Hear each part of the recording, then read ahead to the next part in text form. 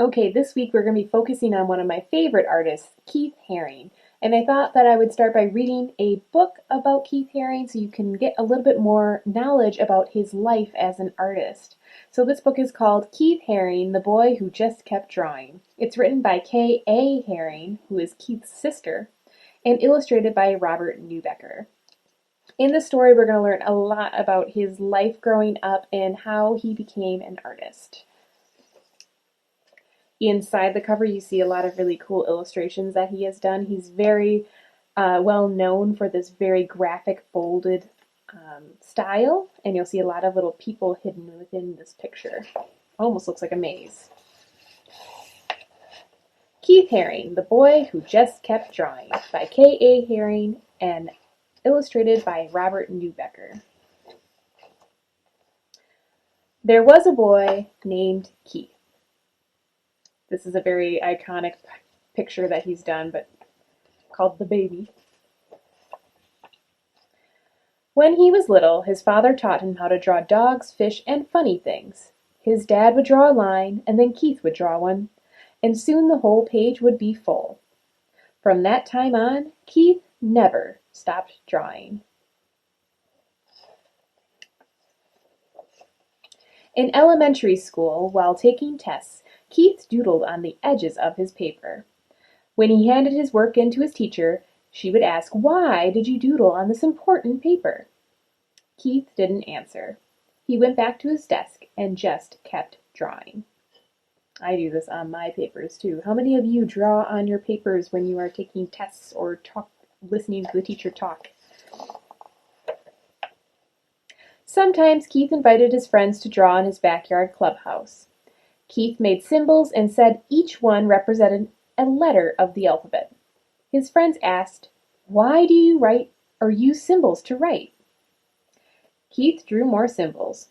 It was his way of answering their question. He encouraged his friends to join him. As a teenager, Keith liked to draw in his bedroom with music playing really loud. He would draw on every piece of paper that he could find.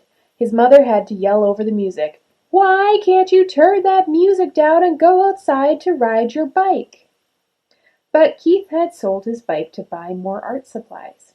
So he answered, "Look at this cool drawing I did."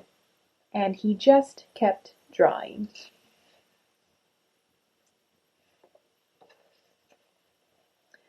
When Keith was in high school, he won first prize for his art. A successful couple from town offered to buy his drawing. Keith said, "No, thank you.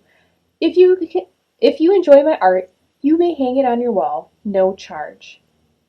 Keith's sisters were shocked. "Why didn't you take the money?" they asked. Keith shrugged, and he just kept drawing. Keith graduated from high school and went to the big city of Pittsburgh to a school that would teach him about art. There were boys in the street trying something new, break dancing. He liked the crazy shapes of their bodies as they turned and flipped on the ground.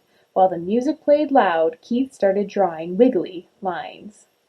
His teachers asked him, "Why are you drawing pictures that look like scrambled bodies?" "That's not what we told you to draw." Keith knew how to draw. He just wanted to draw in different ways, and he kept drawing. This is a really important page in this book because you'll notice in his actual artwork the bodies are twisting and turning and doing all kinds of crazy things that bodies wouldn't normally be able to do, and he was inspired by these dancers. And the little wiggly lines, you see these little blue lines, are supposed to show movement, and those are in all of his pictures.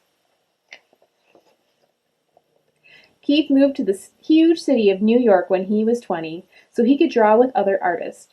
He started to draw all over the city, on walls, on sidewalks, and on paper that hung on lampposts. His drawings were washed away by the rain or torn down by street cleaners. Other artists asked Keith, "Why do you draw in places where your pictures are erased?" Keith didn't hear them. He was searching for another wall so he could keep drawing. There's that little baby picture from that first page in the book. Keith got a job delivering packages and sometimes rode the subway. One day he saw a panel of black paper on the wall in a station. He rushed outside to buy chalk and came back and began to draw. The white chalk made a bright, smooth lines on the black paper. Day after day, Keith filled the empty panels in the subway stations with art. Soon people who rode the subways were looking for the white chalk drawings. No one knew the name of the artist, but his drawings were easy to recognize. People asked him, "Why are you drawing here? What do your pictures mean?" Keith said, "What do you see? You can decide what they mean."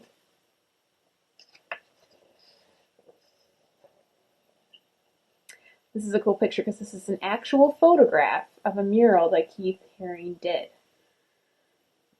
Where Keith lived, there was trash on the street, and people didn't always say hello to each other. One day, he and his friends cleaned up 20 bags of garbage in front of a long wall. Then Keith painted square faces with smiles and body shapes dancing upside down. The neighbors liked the drawings and stopped to say thank you. A policeman came by and lectured Keith. "Why did you do this? I have to give you a ticket because you didn't get permission." Keith paid the fine and just kept drawing.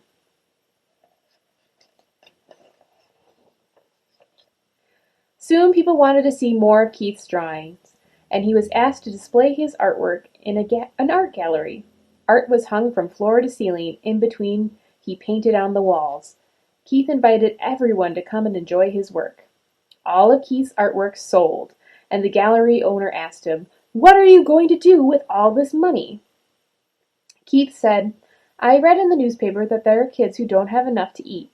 I didn't have this money yesterday and I was happy. And if I don't have it tomorrow, I'll still be happy. All children need to eat. I'll send the money to them." The gallery owner gasped. "Why?" Keith just smiled and started to draw again. Now people were inviting Keith to draw in famous museums and exhibit in galleries all over the world. He was proud that he'd become a successful artist, but wherever he went, Keith insisted he paint a mural so everyone could enjoy his work, not just the people who had money to buy it. During a visit to Paris, France, Keith painted on the outside of the Children's Hospital, 6 stories high.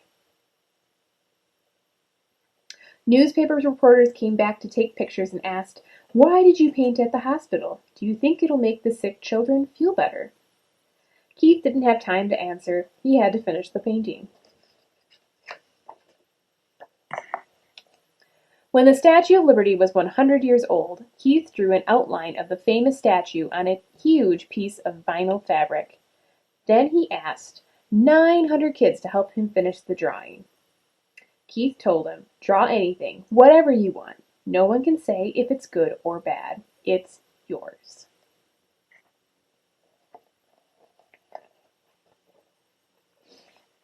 When the giant painting was displayed, people were amazed to see what Keith and the kids had made. But the art critics couldn't understand why a famous artist was drawing with kids. But you know Keith. He just kept drawing. Keith painted all over the world. He would draw on anything, anytime, anywhere. Wherever he went and whatever he did, he would not stop. He just kept drawing. Now everyone wanted to know, and together they all shouted, "Why? Why do you draw all the time? Why do you give your artwork away? Why do you draw on buildings, on people, on clothing, on furniture, on subway walls, on cars, on skateboards, on walls that belong to no one, and on things that could to be thrown away? Why do you draw on everything?" Keith stopped drawing for just a moment and answered, "I draw all the time because there are many spaces to fill. I give my drawings away to help make the world a better place. I draw everywhere because everyone needs art." Then Keith turned back to the street, took a piece of chalk from his pocket, and just kept drawing. The end. In here is the author note from Kay, who is Keith's sister, and we see some pictures of him growing up and pictures of her. And this says, "I wrote this story to answer the question I'm always asked. What was Keith like as a kid? The answer is was always drawing. When we were growing up, our dad was a great inspiration. We, we'd substitute time in front of the TV with drawing at the kitchen table. During church services or school concerts, Dad would doodle in the margin of the program and pass it on for us to add our own drawings. Mom would probably display our artwork on the refrigerator. Keith's lifelong love for creating art developed into an extraordinary commitment to making art accessible to all people. And he worked hard. Even after achieving great fame, he would often return to New York City from an exhibit overseas to get to the subway as soon as possible to draw things there, saying people riding the subway need art too. Keith believed there is a good in everyone, and I concentrate on that. He believed his life according to this principle and treated everyone from young children to famous celebrities to world leaders in the same respectful, friendly manner. Keith's exhibition openings were a testament to this. In attendance was a fascinating array of celebrities, families with young children, graffiti artists, people who had never set foot inside of a gallery before, and wealthy art collectors. It was always a diverse crowd, all brought together by his dynamic personality and vibrant artwork. What I most want people to remember about Keith is his deep commitment to community and his unending generosity. There was something magical about how the more he gave away, the more doors were opened to him, and he used that as a springboard to reach even more people. Keith's energy and ideals live on in his artwork, in his works of art all over the world, and in the ripples of inspiration he started that have echoed around the globe. His enduring legacy is captured best in his most well-known icon, Keith's crawling baby. Known better as the Radiant Baby, as it radiates his love for children, celebration of life, and passion to spread art around the world. To honor my brother's spirit and pay tribute to a life devoted to celebrating goodness in all human life, and a portion of my proceeds from the sale of this book will be donated to an organization that benefits the youth of Berks County, Pennsylvania, our family home. The Youth Advisory Committee of Berks County Community Foundation empowers high school students to address issues facing young people in their community by raising and distributing funds to meet those needs. Okay. There's even more here about Keith Haring. I'm not going to read all of this, but he was a very wonderful artist that spread a lot of joy, who unfortunately is no longer with us. And in the back of this book, we see his actual artworks, and all these artworks were actually within this story. So if you go back and you watch this again, you can see all of these pictures somewhere in the illustrations of this book. They're actual photographs of the actual work that were kind of put in with the illustrations. And that is the end. Stay tuned because we're going to be doing a lot of Keith Haring artworks today. Whoop, there's my cat. We're going to do a lot of Keith Haring inspired artworks this week by my most amazing artists.